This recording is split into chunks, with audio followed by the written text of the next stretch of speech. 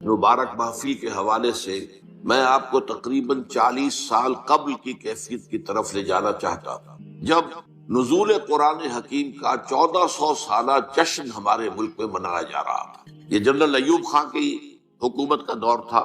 قرآن مجید کے نزول کو 1400 برس مکمل ہوئے تھے۔ اس زمانے میں آپ کو یاد ہوگا، جو میرے ہم عمر ہیں یا میرے آس پاس ہیں انہیں تو یقینی یاد ہوگا کہ بہت سے جشن منائے جاتے تھے، جشن مہران اور جشن بولان اور کہاں کہاں کے جشن، ان میں رقص و سرود کی محفلیں ہوتی، گانے بجانے کے پروگرام ہوتے تھے۔ اسی زمانے میں اس ملک میں جو کچھ دینی مزاج رکھنے والے، ذوق رکھنے والے لوگ تھے، ان کے لیے جشن نزول قرآن بھی طے کیا۔ اور کیا کیا گیا اس موقع پر؟ قرات کانفرنس کی گئی، سونے کے تار سے قرآن مجید لکھوایا گیا، جو آج بھی ہمارے ہاں فیصل چوک میں موجود، کئی من غزل۔ اس وقت مجھے یہ احساس ہوا، میں ابھی لاہور منتقل ہوا ہی تھا اپنی دعوت و تحریک کا آغاز کرنے کے لیے، کہ کیا قرآن مجید اس کام کے لیے نازل ہوا تھا؟ کیا یہ حسن قرات کے مقابلے اور قرات کی محفلیں اور یہ سونے کے تار سے لکھا ہوا قرآن، جو محض ایک دیکھنے کی چیز ہے، ظاہر بات ہے کہ پڑھنے کا تو سوال پیدا نہیں ہوتا۔ تو اس وقت ذہن منتقل ہوا کہ قرآن مجید کے ضمن میں ہمارے اصل فرائض کیا ہے، اصل ذمہ داریاں کیا ہیں۔ چنانچہ میں نے جنوری 1968 میں 2 تقریریں کی تھی جامع مسجد خضرہ سلم آباد لاہور میں، جن میں اس موضوع پر میں نے خطاب کی۔ بعد میں یہ تقریریں اور مقامات پر بھی ہوئیں، پھر یہ پمفلٹ کی شکل میں شائع ہوئیں۔ 3.5 لاکھ کی تعداد میں اب تک وہ کتابچہ شائع ہو چکا ہے، اردو میں، اس کے علاوہ انگریزی میں، عربی میں، فارسی میں، سندھی میں، ملائے زبان میں، ملائیشیا کے اندر۔ تو یہ اللہ تعالیٰ کی طرف سے اس کتابچے کو بہت شرف قبول حاصل۔ آج میں اسی موضوع کو چاہتا ہوں کہ اختصار کے ساتھ آپ کے سامنے رکھوں۔ قرآن مجید کے ہم پر جو حقوق ہیں، پہلے سادہ ترین الفاظ میں سمجھ لیجئے، اصطلاحات جو ہے ثقیل ہوتی ہیں، بعد میں آ جائیں گی۔ پہلا حق یہ ہے کہ ہم اسے مانیں جیسے کہ ماننے کا حق ہے۔ دوسرا حق کیا ہے؟ اسے پڑھیں جیسے کہ پڑھنے کا حق ہے۔ تیسرا حق کیا ہے؟ اسے سمجھیں جیسے کہ سمجھنے کا حق ہے۔ چوتھا حق کیا ہے؟ اس پر عمل کریں جیسے کہ عمل کرنے کا حق ہے۔ اور پانچواں حق یہ ہے کہ اسے دنیا میں پھیلائیں جیسا کہ اس کو پھیلانے کا حق ہے۔ اب ذرا ایک ایک کر کے میں ان کے بارے میں آپ سے مختصر گفتگو کروں گا۔ ہم مانیں قرآن کو جیسے کہ ماننے کا حق ہے، اس کے لیے اصطلاح ہے ایمان، ماننا، ایمان۔ لیکن اس ایمان کے 2 درجے، ایک ہے ایمان باللسان، تصدیق باللسان، اقرار باللسان، ایک ہے تصدیق بالقلب، دل میں یقین کی کیفیت پیدا ہو۔ اب ظاہر بات ہے کہ ہم زبان سے مانتے ہیں کہ قرآن اللہ کا کلام ہے جو محمد رسول اللہ صلی اللہ علیہ وسلم پر نازل ہوا، اور یہ بعین ہی یوں کا تو موجود ہے، محفوظ ہے۔ یہ ماننا ہمارا، اس سے اسلام کا تقاضا پورا ہو جاتا ہے کہ ہم نے اس کو تسلیم کیا، اس کو مانا۔ یہ ایمان ہمارا قانونی ایمان اس طریقے سے پورا ہو۔ لیکن اصل ایمان اس وقت ہوگا جب دل میں یقین پیدا ہو جائے کہ یہ اللہ کا کلام ہے۔ یہ دل میں یقین کا پیدا ہو جانا آسان کام ہے، اور جب تک یہ پیدا نہیں ہوتا ہم قرآن کے دوسرے حقوق ادا کر ہی نہیں سکتے۔ پڑھنے میں وقت کاہے کو لگائیں گے؟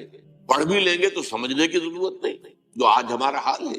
اول تو وہ لوگ بھی اب بہت کم رہ گئے۔ ایک زمانہ یہ تھا کہ صبح کے وقت آپ اگر مسلمانوں کے محلوں گلیوں میں چلتے تھے تو ہر گھر سے آواز آ رہی ہوتی تھی تلاوت قرآن۔ اب وہ دور ختم۔ قرآن مجید کا پڑھنا، لیکن وہ ناظرہ صرف پڑھ لینا جو ہے وہ تو کفایت نہیں کرے گا، اس کا سمجھنا، اس کے لیے محنت کرنی پڑے گی، مشقت کرنی پڑے گی۔ یہ محنت اور مشقت تو آدمی اسی وقت کرے گا جب یقین ہو جائے کہ اللہ کا کلام۔ اس لیے میں نے آپ کو جو ابتدا میں آیات سنائی ہے، الرحمن علم القرآن، رحمان نے قرآن سکھایا۔ یہ رحمان کی رحمانیت کا مظہر اتم ہے کہ اس نے، اللہ تعالیٰ نے اپنے بندوں کے لیے یہ قرآن نازل۔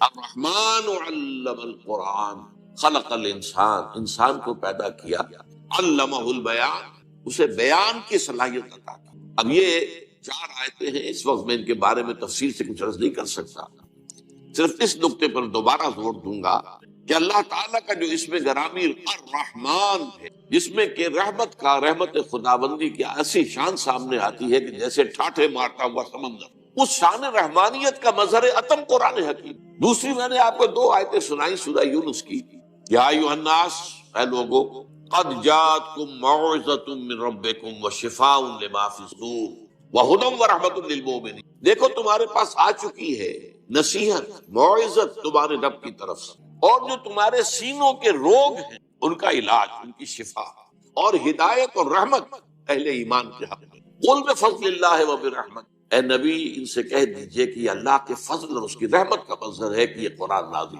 فبذالک فلیفرحوا، تو اس پر خوشیاں منائیں کہ اللہ نے اتنا بڑا کرم فرمایا، اپنا کلام ہمیں عطا کر دیا اور اس کی حفاظت کا ذمہ لے لیا۔ ہوا خیر مما یجمعون، یہ قرآن ان تمام چیزوں سے بہتر ہے جو لوگ جمع کرتے ہیں، مال جمع کرتے ہیں، دولت جمع کرتے ہیں، جائیداد بناتے ہیں، یا اور جو مختلف بھی ہماری اس وقت کی جو بھی دلچسپیاں ہیں جس پہ ہم لگے ہوئے ہیں، ہم عطل لگے ہوئے ہیں، دن رات لگے ہوئے ہیں۔ اگر ہم جان لیں اس قرآن کی عظمت کیا ہے تو ہمیں معلوم ہوگا کہ یہ سب سے زیادہ قیمتی شے ہے، آسمان کے نیچے زمین کے اوپر اس سے زیادہ قیمتی شے اور کوئی نہیں ہے۔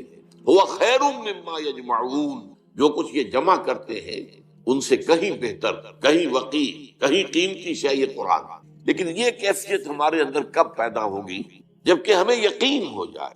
اور میں آپ کو دعوت دوں گا ایک سیلف سینسر جسے ہم کہتے ہیں، سیلف کریٹیسزم جسے کہتے ہیں، ہم اپنے اپنے گریبانوں میں جھانک کر دیکھیں کیا واقعی ہمیں یقین ہے؟ اگر یقین ہے تو پھر اس کے ساتھ ہمارا طرز عمل کیا ہے؟ کیا ہمیں پڑھتے ہیں اسے جیسے کہ پڑھنے کا حق ہے؟ کیا سمجھتے ہیں جیسے کہ سمجھنے کا حق ہے؟ کیا اس پر عمل کرتے ہیں جیسے کہ عمل کرنے کا حق ہے؟ کیا اسے پھیلا رہے ہیں دنیا میں جیسے کہ پھیلانے کا حق ہے؟ اور اگر اب یہ نہیں کر رہے تو اس کا صاف مطلب یہ ہے کہ ہم زبان سے تو کہہ رہے ہیں، اقرار باللسان تو اللہ کا شکر ہے کہ ہمیں حاصل ہے اور اسی کی بنیاد پر ہم مسلمان ہیں، لیکن یقین قلبی کی نعمت سے ہم محروم۔ تو میں اس وقت دعا ہی کر سکتا ہوں کہ ہمیں اللہ تعالیٰ قرآن مجید کے منزل من اللہ کلام ہونے پر یقین عطا فرمائے، اس لیے کہ بعد کے جو حقوق ہیں وہ سب اسی کے اوپر جو ہے ان کا دار و مدار ہے۔ اب آئیے نمبر 2، اسے پڑھیں جیسے کہ پڑھنے کا حق ہے۔ قرآن مجید کے پڑھنے کے ضمن میں پہلی بات یہ کہ اس کی تجوید صحیح ہونی چاہیے، مخارج صحیح ہے، ہمیں معلوم ہو قاف اور کاف میں کیا فرق ہے، عین اور حمزہ میں کیا فرق ہے، ہاں اور ہاں چھوٹی ہے ان میں کیا فرق ہے۔ تو قرآن مجید کو تجوید کے ساتھ پڑھنا، تجوید کے ساتھ اس کی تلاوت کرنا یہ ضروری۔ پھر یہ ہے کہ اسے اپنا روزانہ کا معمول بنانا، چنانچہ ہمارے صحابہ کرام رضوان اللہ تعالی علیہم اجمعین کا تو معاملہ یہاں تک تھا کہ بہت سے صحابہ ہر ہفتے ایک مرتبہ قرآن ختم، ان میں سر فہرست حضرت عثمان بن عفان رضی اللہ تعالی عنہ، ہر ہفتے قرآن مجید ختم کرنا یہ ان کے معمولات کو شامل۔ یہی وجہ ہے کہ قرآن مجید کی آپ 7 منزلیں آپ دیکھتے ہیں۔ یہ 7 منزلیں کیوں تھی؟ یہ 7 منزلیں اسی اعتبار سے کہ ایک منزل روزانہ کی تلاوت کر کے ہر ہفتے میں قرآن مجید ختم کر۔ وہ تو بعد میں جب ہمارے اندر زوال پیدا ہو گیا اور وہ ذوق یقین میں کمی آ گئی تو اس کے بعد یہ ہوا ہے کہ پھر ہر مہینے ایک مرتبہ ختم کرنے کے لیے 30 پاروں میں تقسیم کی، لیکن یہ 30 پاروں کا وجود دور صحابہ میں نہیں تھا، یہ بعد کی پیداوار۔ دور صحابہ جو صورتیں ہیں وہ تھیں اور صورتیں جو ہے وہ منزلوں میں وہ منقسم تھیں۔ تو یہ 7 منزلیں اس لیے تھی کہ روزانہ ایک منزل کی تلاوت کر کے ہر ہفتے میں قرآن ختم۔ اسی کا ایک حق یہ بھی ہے کہ اس قرآن مجید کے پڑھنے کا بہترین وقت وہ رات کی نماز ہے، تہجد کی نماز۔ یا ایھا المزمل قم اللیل الا قلیلا نصفہ او انقص منہ قلیلا او زد علیہ ورتل القرآن ترتیلا۔ اب ظاہر بات ہے کہ اس کے لیے لازم ہے کہ کچھ نہ کچھ قرآن یاد کریں۔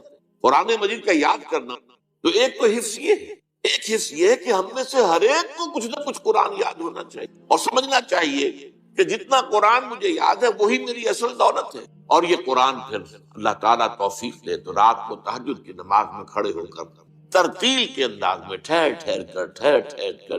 کر پڑھا جائے۔ تو یہ ہے قرآن مجید کے پڑھنے کا معاملہ کہ اسے پڑھا جائے جیسا کہ پڑھنے کا حق۔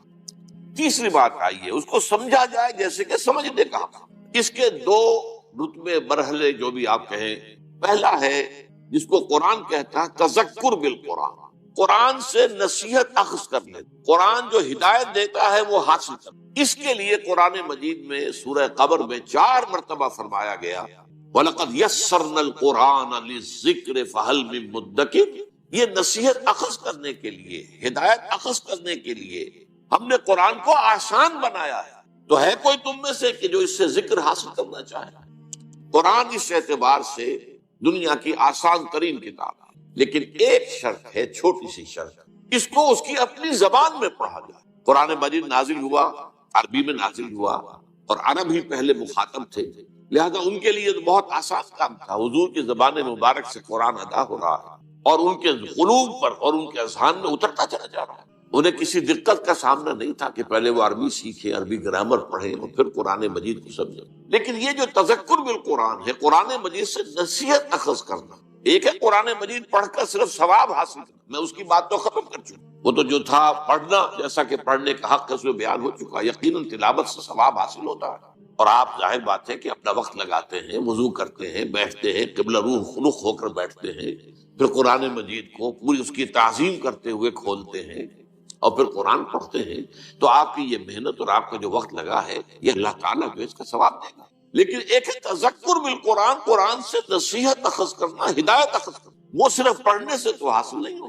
جب تک کہ آپ اسے سمجھیں گے، اور اس کی پہلی منزل یہ ہے کہ آپ اتنی عربی ضرور سیکھ لیں کہ آپ قرآن مجید کو تواتر کے ساتھ پڑھتے چلے جائیں اور اس کا ذکر، اس کی ہدایت آپ کے دل اور دماغ میں اترتی جائے۔ اس کے بغیر تذکر حاصل، ثواب حاصل ہو جائے گا، میں پھر عرض کر رہا ہوں، کہیں میری بات کو آپ غلط سمجھیں۔ کچھ لوگ ہیں جو کہتے ہیں کہ بغیر سمجھے پڑھنے سے کوئی ثواب بھی نہیں ہوتا، نہیں، میں اس کا قائل نہیں، اس کے پڑھنے سے، اس کی تلاوت، محض تلاوت سے بھی ثواب حاصل ہوتا ہے، اگرچہ اس میں ایک نقطہ ہے وہ میں بعد میں عرض کروں گا، لیکن یہ ہے کہ اگر آپ کو اس سے کچھ اخذ کرنی، ہدایت اخذ کرنی ہے، نصیحت اخذ کرنی ہے، تو میرے نزدیک میری بات غور سے سن لیجئے، ہر پڑھے لکھے مسلمان کا فرض ہے کہ وہ اتنی عربی سیکھے کہ قرآن مجید کو اپنی آنکھ سے پڑھ سکے۔ ترجمے سے پڑھنے میں وہ تاثیر نہیں، آپ جو ہے ترجمے سے اگر پڑھیں گے تو گویا کہ آپ مترجم کی آنکھ سے پڑھ رہے ہیں، یہ تو اپنی آنکھ سے پڑھنا تو تبھی ہوگا جبکہ آپ عربی زبان سے واقف ہوں اور قرآن کے اور آپ کے درمیان ترجمہ حائل نہ ہو، بلکہ قرآن جسے اقبال کہتا ہے، تیرے ضمیر پہ جب تک نہ ہو نزول کتاب، گرہ کشا ہے نہ رازی نہ صاحب کشاف، براہ راست دل پر نازل ہونا چاہیے، اور اس کے لیے اتنی عربی سیکھنا میرے نزدیک فرض۔ غور کیجئے، آپ نے ایم اے کیا ہے، بی اے کیا ہے، ایم بی اے کیا ہے اور تعلیم حاصل کی ہے، ڈاکٹری پڑھی ہے، انجینئرنگ، اور عربی اتنی نہ سیکھ سکے کہ قرآن مجید کو پڑھ سکے، کیا جواب دیں گے اللہ کا؟ اللہ تعالیٰ کے سامنے حاضری ہونی ہے، قیامت پر ہمارا یقین ہے، یوم یقول الناس لرب العالمین، ہمیں حاضر ہونا ہے، جواب نہیں کرتی ہے۔ تم نے میرے کتاب کی کیا کی؟ تم نے اس کے لیے اتنی محنت بھی نہ کی، تم نے انگریزی اتنی پڑھی کہ انگریزوں کو پڑھا دو۔ بے شمار ہندوستانی اور پاکستانی مسلمان، آپ کو معلوم ہونا چاہیے، انگلینڈ میں اسکولوں کے اندر پڑھا رہے ہیں، انگریزی پڑھا رہے ہیں، لیکن تم اتنی عربی نہ سیکھ سکے، حالانکہ تمہاری اپنی زبان اردو جو ہے اس کا ایک جملہ آپ نہ بول سکتے ہیں، نہ لکھ سکتے ہیں جس میں عربی کا لفظ نہ آئے، جملہ عربی کا لفظ ہے، لفظ عربی کا لفظ ہے، تو یہ تو ہماری زبان کے اندر جو ہے رچی بسی زبان ہے، پھر اس کو تم نے نہیں سیکھا تو ہمارے کلام کی کیا قدر؟ اس کا جواب جو ہے آج ہی سوچ لیجئے، یہ گھڑی محشر کی ہے، قرصۂ محشر میں ہے، پیش کر غافل عمل کوئی اگر دفتر میں ہے، اپنے آپ کو امیجن کیجئے، تصور کیجئے کہ اللہ کے حضور میں کھڑے ہیں اور وہاں سوال ہو رہا ہے کہ تم نے میری کتاب، جسے میں نے اپنی رحمانیت کا مظہر قرار دیا، جس کے بارے میں کہا قل بفضل اللہ وبرحمتہ فبذلک فلیفرحوا، تم نے اس کی کیا قدر کی؟ تو یہ ہے تذکر بالقرآن، جو آسان ہے، لیکن اس کے لیے بھی عربی زبان کا اتنا فہم ضروری ہے کہ وہ براہ راست آپ اسے پڑھیں اور اس کا ذہن، اس کا فکر، اس کی سوچ، اس کی ہدایت آپ کے قلب اور ذہن میں اترتی ہے۔ اس سے آگے کا معاملہ ہے تدبر قرآن، افلا یتدبرون القرآن ام علی قلوب اقفالها، کتاب انزلناہ الیک مبارک لیدبروا آیاتہ ولیتذکر اولو الالباب۔ تدبر قرآن کی شرائط جو ہے وہ بڑی کڑی ہے، گہرائی میں اتر، قرآن مجید کی گہرائیوں میں غوطہ زنی، جسے اقبال کہتا ہے کہ قرآن میں ہو غوطہ زن اے مرد مسلمان۔ اس کو میں ایک سادہ سی مثال سے سمجھایا کرتا ہوں، دیکھیے سمندر میں اگر کوئی آئل ٹینکر جو ہے وہ ٹوٹ جائے، حادثہ ہو جائے، لیک کر جائے، تو تیل جو ہے اس سے اتر نکل کر سمندر کی سطح پر رہتا ہے، وہ تیل نیچے نہیں جاتا۔ اب آپ کو معلوم ہے اوپر تو وہ تیل کی سطح ہے، اس کی ایک لیئر ہے، اور نیچے آپ کو معلوم ہے بہت میلوں جو ہے گہرا پانی۔ بالکل یہ معاملہ ہے کہ قرآن سے تذکر اخذ کر لینا تو ایسے ہے جیسے سمندر کی سطح کے اوپر وہ تیل ہے، بہت آسان تھا، لیکن قرآن کے علم و حکمت کی گہرائیوں میں اترنا وہ تو ایسے ہی ہے کہ جیسے موتی حاصل کرنے کے لیے غوطہ زنی کرنی پڑتی ہے اور سمندر کی تہ سے جا کر موتی حاصل کیے جائے۔ یہ تدبر قرآن ہے، جس کے اعتبار سے میں آپ کو ایک مثال دے رہا ہوں۔ حضرت عمر رضی اللہ تعالی عنہ کے ساتھ جانے حضرت عبداللہ ابن عمر رضی اللہ تعالی عنہما کو فرماتے ہیں، میں نے صرف سورہ بقرہ 8 سال میں ختم.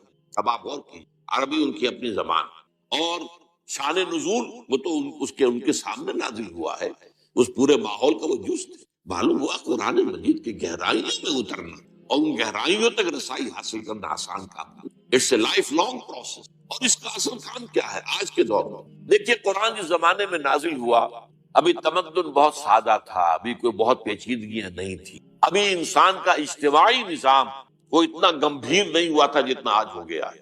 آج معاشیات کی پیچیدگیاں ہیں، آج کا بینکنگ کا نظام ہے، آج آپ کو معلوم ہے کہ اور بہت سی چیزیں ایسی ہیں، انشورنس کا معاملہ چلا آ رہا. یہ ساری چیزیں جو ہیں یہ غور و فکر کی تقاضا کرتی ہیں. تو قرآن مجید نے جو اپنے دور جس وقت یہ نازل ہوا ہے اس وقت کے لیے جو ہدایت ضروری تھی وہ تو سطح پر رکھ دی ہے تاکہ آسانی سے انسان حاصل کر لے.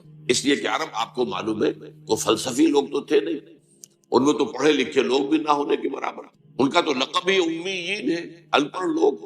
اس اعتبار سے قرآن مجید نے اپنی بات سادہ رکھی، بہت آسان رکھی ہے. وَلَقَدْ يَسَّرْنَا الْقُرْآنَ لِلذِّكْرِ فَهَلْ مِن مُدَّكِرٍ. لیکن یہی قرآن ہے جس میں ہمیشہ کے لیے ہدایت ہے، تا قیامت انسانوں کے لیے ہدایت ہے. اب دور جو آنے والے ہیں، بڑے بڑے فلسفی بھی آئیں گے، بڑے بڑے جو دانشور آئیں گے، بڑے بڑے پولیٹیکل سائنٹسٹ آئیں گے، بڑے بڑے اکانومسٹ آئیں گے، بڑے بڑے سوشولوجسٹ آئیں گے. ان کی ہدایت کا سامان کہاں ہے؟ ان کی ہدایت کا سامان بھی اسی قرآن میں ہے. لیکن ان کے لیے جو ہدایت درکار ہے اس کے لیے گہرائی میں جانا پڑے، تدبر قرآن کرنا ہوگا. اس کے لیے صرف سطحی طور پر اتنی عربی پڑھ لینا کافی نہیں ہوگا کہ جس سے تذکر حاصل ہو جائے، بلکہ اس کی گہرائی میں غور و فکر کرنے کے لیے نہ صرف یہ کہ عربی زبان بھی گہرائی میں جا کر وہ زبان جو اس دور کی زبان تھی جسے ہم دور جاہلی کہتے ہیں، اس دور کی زبان میں قرآن نازل، اس کا علم حاصل ہو. اور پھر یہ کہ جدید دور کا بھی علم حاصل ہو، کہ ہمیں معلوم ہو کہ آج کے مسائل کیا ہیں. پہلے اس کا ادراک ہوگا، شعور ہوگا، ان مسائل کو آج انسان کیسے حل کر رہا ہے، اس میں کہاں درستی ہے کہاں غلط ہے، اس کو قرآن کے حوالے سے پہچاننا اور چھانٹ دینا، اور پھر قرآن سے ہدایت اخذ کر کے زندگی کے ہر گوشے کے لیے ہدایت لے کر آنا اور رہنمائی جو ہے اسے پیش کرنا، یہ تدبر قرآن کا مقصد. اس کے لیے تو ضروری ہوگا کہ لوگ جواں ہمت لوگ، با ہمت لوگ، نوجوان. دور صحابہ میں ہمیں یہ روایت ملتی ہے کہ سب صحابہ کہتے ہیں کہ ہم حضور صلی اللہ علیہ وسلم سے جب 10 آیتیں پڑھ لیتے تھے تو اس وقت تک آگے نہیں بڑھتے تھے جب تک کہ اس کے پورے علم اور عمل کو اپنے اندر سمو نہ لیں. ان 10 آیتوں کا پورا علم اور ان 10 آیتوں پر عمل پورا ہم اپنی شخصیت کے اندر جب تک شامل نہ کر لیں آگے نہیں بڑھتے. تو حفظ قرآن کا مطلب جو ہے دور نبوی میں یا دور صحابہ میں وہ صرف قرآن مجید کے متن کو یاد کر لینا نہیں تھا. قرآن مجید کے الفاظ حافظے میں محفوظ ہو جائے، قرآن مجید کا فکر، اس کی سوچ، اس کی ہدایت وہ ذہن انسانی میں آ جائے، اور قرآن مجید کی تعلیمات انسان کی سیرت اور شخصیت اور کردار کے اندر جو ہے وہ سرایت کر جائیں، تب وہ گویا کہ حفظ قرآن کا تقاضا پورا ہوا. اور اسی حوالے سے حضرت عائشہ صدیقہ رضی اللہ تعالیٰ عنہ کا بھی بہت عمدہ قول ہے. آپ سے کہا گیا کچھ جو تابعی حضرات تھے، اب آپ سوچئے تابعی حضرات جو صحابہ کرام کو تو دیکھا ہے، انہوں نے حضور کو نہیں دیکھا. ابھی جب یہ حضور کے انتقال کو چند ہی سال ہوئے تو کتنی حسرت ان کے دلوں میں ہوگی کہ کاش اگر ہم اس سے پہلے پیدا ہوئے ہوتے تو حضور کی صحبت سے فیضیاب ہوتے. تو اب انہوں نے اسی حسرت کا ایک ازالہ کرنے کے لیے ام المومنین حضرت عائشہ صدیقہ کے پاس حاضر ہو کر یہ فرمائش کی کہ ہمیں کچھ سیرت نبی سنائیے. حضرت عائشہ صدیقہ ام المومنین رضی اللہ تعالی عنہ نے ایک سوال کر دیا پلٹ کر، الستم تقرؤون القرآن، کیا تم قرآن نہیں پڑھتے؟ انہوں نے عرض کیا کہ ام المومنین ہم نے تو آپ سے سیرت کی فرمائش کی ہے، قرآن تو ہم پڑھتے. فرمایا کانا خلقہ القرآن، حضور کی سیرت قرآن ہی تو تھی، قرآن مجید ہی مجسم ہو گیا تھا شخصیت محمدی صلی اللہ علیہ وسلم کی، کہ جو قرآن مجید کی تعلیم ہے وہ آپ کی پورے رگ و ریشے کے اندر سرایت کی. تو اس معنی میں تدبر قرآن، اور یہی میں ذرا وہ نقطہ جو میں نے کہا تو میں بعد میں عرض کروں گا. میرے اس کتاب کے میں ابتدا میں ذرا جذباتی انداز میں ایک جملہ یہ لکھا ہوا تھا کہ بغیر سمجھے قرآن پڑھنے کا کوئی فائدہ نہیں. لیکن علامہ محمد یوسف بن نوری رحمۃ اللہ علیہ کا نام آپ نے سنا ہوگا، کراچی میں بہت بڑا مدرسہ بن نوری ٹاؤن انہی کے نام سے مشہور ہوا. یہ سن 70 کی بات ہے، 1970. آپ سمجھیے کہ 38 برس 37 برس پہلے کی بات سنا رہا ہوں. تو میں نے پورا رمضان مبارک جو ہے مسجد نبوی میں گزارا تھا، اور آخری عشرے میں مولانا بن نوری رحمۃ اللہ علیہ بھی وہاں تشریف لے آئے، وہاں پر وہ اعتکاف کی۔ میں نے یہ کتاب کیا ان کی خدمت میں پیش کیا، یہ چھپ چکا تھا اس وقت۔ میں نے کہا میں اسے بڑی تعداد میں شائع کرنا چاہتا ہوں، ذرا ایک نظر آپ دیکھ لیں کہ اس میں کوئی غلطی ہو تو آپ مجھے نشاندہی فرما دیں، میں درست کروں۔ انہوں نے حالت اعتکاف میں وہ کتابچہ پڑھا، اور پھر اس کے بعد انہوں نے کہا کہ اس میں مجھے کوئی شے غلط نظر نہیں آئی، سوائے ایک جگہ میں نے اصلاح کر دی۔ اب وہ اصلاح کیا تھی ذرا سوچیے، یہ بڑے لوگوں کی بڑی باتیں۔ میں نے جہاں یہ لکھا تھا کہ جو شخص پڑھا لکھا ہونے کے باوجود، ایک تو وہ ہے وہ جاہل ہے بیچارہ، وہ کسان ہے، وہ دیہاتی ہے، کچھ پڑھائی نہیں ہے، پھر یہ کہ اب وہ اس عمر کو پہنچ گیا ہے کہ پڑھنا لکھنا سیکھ نہیں سکتا، اس کا معاملہ تو اور ہے، وہ بغیر سمجھے قرآن پڑھے تو ثواب ملے گا۔ بلکہ یہاں تک میں نے لکھا تھا اگر قرآن مجید ناظرہ بھی نہیں پڑھ سکتا، وہ کھول کر بیٹھ جائے اور روتا ہوا وہ قرآن مجید کے حروف پر انگلی پھیرتا چلا جائے، اس سے ثواب تب بھی ملے گا کہ اس نے اپنا وقت لگایا ہے، اور حسرت کے ساتھ کہ اللہ میں تیرے اس کلام کو پڑھنے کی اہلیت نہیں رکھتا، تو اسے ثواب ملے گا۔ لیکن جن لوگوں نے تعلیم اعلیٰ حاصل کی، وہ اگر قرآن بغیر سمجھے پڑھیں گے تو انہیں کوئی فائدہ نہیں ہوگا، کوئی ثواب نہیں۔ مولانا بن نوری رحمۃ اللہ علیہ نے فرمایا کہ یوں نہ کہو، یوں کہو کہ ان کے تلاوت کے ثواب سے ہو سکتا ہے کہ نہ سمجھنے کا عذاب بڑھ جائے۔ یعنی یہ دونوں چیزوں کو سپلٹ کر دیا۔ ایک ہے تلاوت، وہ تلاوت اگر کر رہے ہیں، پڑھے لکھے لوگ ہیں، تلاوت کا ثواب تو ملے گا، لیکن پڑھے لکھے ہونے کے باوجود قرآن کو نہیں سمجھ رہا، یہ جرم جو ہے اس کی سزا بڑھ جائے۔ یہ انہوں نے اس کے اندر ترمیم کی، اور میرے نزدیک جو میں کہنا چاہتا تھا اس سے کہیں زیادہ بات واضح ہو کر سامنے آ گئی۔ اب آئیے چوتھی بات، قرآن پر عمل کر۔ ظاہر بات ہے قرآن کے ماننے کا تقاضا یہی ہے، پڑھنا اسی لیے ہے، سمجھنا اسی لیے کہ عمل کریں۔ اگر عمل نہیں کریں گے تو گویا کہ قرآن پر ہمارا کوئی ایمان نہیں۔ حضور کی حدیث سنا دیتا ہوں آپ کو، ما آمن بالقرآن من استحل محارمہ، جس شخص نے قرآن کی حرام کردہ کسی شے کو اپنے لیے حلال ٹھہرا لیا، اس کا قرآن پر کوئی ایمان نہیں۔ بالکل واضح بات ہے، منطقی بات ہے، دو اور دو چار کی طرح کی بات ہے۔ قرآن کو اللہ کا کلام مانتے ہو اور پھر اس کے حکم پر نہیں چلتے، یا یہ کہ ایک اور شکل بھی ہے، اس کے بعد احکام کو مانتے ہو، بعض کو نہیں مانتے۔ نمازیں تو پڑھتے ہو، اور تم حج بھی کراتے ہو، عمرے بھی کراتے ہو، سودی کاروبار نہیں چھوڑتے۔ یہ تمہارا طرز عمل جو ہے، اس کو سورہ بقرہ میں فرمایا گیا، افتؤمنون ببعض الکتاب وتکفرون ببعض۔ نماز کا حکم بھی ہماری کتاب کا، ہمارے قرآن کا ہے، اور سود کی حرمت جو ہے وہ بھی ہماری کتاب میں، ہمارے قرآن میں آئی ہے۔ تو کیا تم ایک حصے کو مانتے اور ایک کو نہیں مانتے؟ فما جزاء من يفعل ذلك منكم الا خزي في الحياة الدنيا ويوم القيامة يردون الى اشد العذاب وما الله بغافل عما تعملون۔ اس آیت کا ترجمہ کرتے ہوئے لرزہ طاری ہوتا ہے۔ تو جو کوئی بھی تم میں سے یہ حرکت کرے گا کہ ایک حصے کو مانا ایک کو نہیں مانا، ایک پر عمل ہے اور ایک کو پاؤں تلے رون دیا ہے، اس کی اس کے سوا کوئی سزا نہیں ہے کہ دنیا میں ذلیل و خوار کر دیے جائے گا، اور قیامت کے دن شدید ترین عذاب میں جھونک۔ نوٹ کیجیے، اشد العذاب، اشد کا لفظ اردو میں بھی آپ بولتے ہیں، اشد، شدید ترین، اشد العذاب، وما اللہ بغافل عما تعملون، اور جو کچھ تم کر رہے ہو اللہ اس سے غافل نہیں۔ اس عمل بالقرآن کے بھی دو پہلو، اس کے لیے میں اصل میں آپ کو ان اصطلاحات قرآن سے ذرا مانوس کر دینا چاہتا ہوں۔ حکم بالقرآن اور اقامت ما انزل من اللہ، یہ دو اصطلاحات ہیں۔ حکم بالقرآن، قرآن کے ذریعے سے فیصلہ کرنا، کیا صحیح ہے کیا غلط ہے، قرآن کے حوالے سے اپنی جو رائے بنانی ہو قرآن کے ذریعے سے بنانا۔ اس کے لیے سورہ مائدہ میں ایک ہی رکوع میں 3 فتوے اللہ کے آئے ہیں، ذرا نوٹ کر لیجیے۔ وَمَن لَّمْ يَحْكُم بِمَا أَنزَلَ اللَّهُ فَأُولَٰئِكَ هُمُ الْكَافِرُونَ وَمَن لَّمْ يَحْكُم بِمَا أَنزَلَ اللَّهُ فَأُولَٰئِكَ هُمُ الظَّالِمُونَ وَمَن لَّمْ يَحْكُم بِمَا أَنزَلَ اللَّهُ فَأُولَٰئِكَ هُمُ الْفَاسِقُونَ۔ 7واں رکوع سورہ مائدہ کا یہ 3 دفعہ یہ بات آ گئی، جو لوگ اللہ کی اتاری ہوئی شریعت اور اللہ کی اتاری ہوئی ہدایت کے مطابق فیصلے نہیں کرتے، وہی تو کافر ہیں، وہی تو مشرک ہیں، ظالم ہیں۔ اور ظالم قرآن مجید کی اصطلاح میں مشرک کے لیے آتا، ان الشرک لظلم عظیم، اور وہی تو فاسق ہیں، وہ تو اللہ کے باغی ہیں۔ اب اس اعتبار سے غور کیجئے، آج امت مسلمہ اللہ کی نگاہوں میں کیا ہے؟ ابھی میں نے جو آیت آپ کو سنائی تھی سورہ بقرہ کی کہ ہم دنیا میں ذلیل و خوار کر دیتے، تو آج دنیا میں ذلیل و خوار ہم ہیں کہ نہیں؟ آج کیا ہے؟ آج عزت ہمارے پاس ہے یا امریکہ کے پاس ہے؟ آج کس کا غلغلہ ہے؟ کس کے پاس طاقت؟ ہم تو آپ کو معلوم ہے دنیا کے اندر جو اس وقت وہ سمجھے جاتے ہیں کہ بہت ہی کمزور قوم، بہت ہی ذلیل قوم، جو لوگ جو ہے اپنے معاملات درست نہیں چلا سکتے۔ اور آج ہمارا حال کیا ہے؟ ہمارے سارے وسائل پر دوسروں کا قبضہ، اور ہماری پالیسیاں جو ہے باہر بنتی ہیں، یہ ہمارا۔ اور اس یہاں جو میں نے ابھی عرض کیا ہے کہ یہ فتوے، من لم يحكم بما انزل اللہ فاولئک هم الفاسقون اولئک هم الکافرون اولئک هم الظالمون، آج اس کے اوپر آپ دیکھیے کتنے ممالک ہیں جس میں کہ قرآن مجید کی شریعت نافذ نہیں۔ آپ کو معلوم ہے کہ یہ پوری دنیا میں کچھ جزوی طور پر کچھ احکام، کچھ قرآنی سزائیں سعودی عرب میں نافذ ہیں، کچھ احکام وہ ایران کے اندر نافذ ہیں، باقی تو یہ کہ پوری دنیا میں مسلمان جو ہیں 1.5 ارب سے زیادہ مسلمان وہ ان فتووں کی زد میں ہیں کہ وَمَن لَّمْ يَحْكُم بِمَا أَنزَلَ اللَّهُ فَأُولَٰئِكَ هُمُ الْكَافِرُونَ وَمَن لَّمْ يَحْكُم بِمَا أَنزَلَ اللَّهُ فَأُولَٰئِكَ هُمُ الظَّالِمُونَ وَمَن لَّمْ يَحْكُم بِمَا أَنزَلَ اللَّهُ فَأُولَٰئِكَ هُمُ الْفَاسِقُونَ۔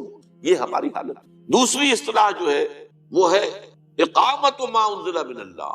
ایک تو ہے احکام جو دیے گئے، یوں کرو، چور کا ہاتھ کاٹو، زانی اگر شادی شدہ ہے جو سنت رسول سے ثابت ہے کہ اسے رجم کرو، غیر شادی شدہ ہے تو اس کو 100 کوڑے لگاؤ، وغیرہ وغیرہ احکام، نماز پڑھو، روزہ رکھو، زکوٰۃ ادا کرو۔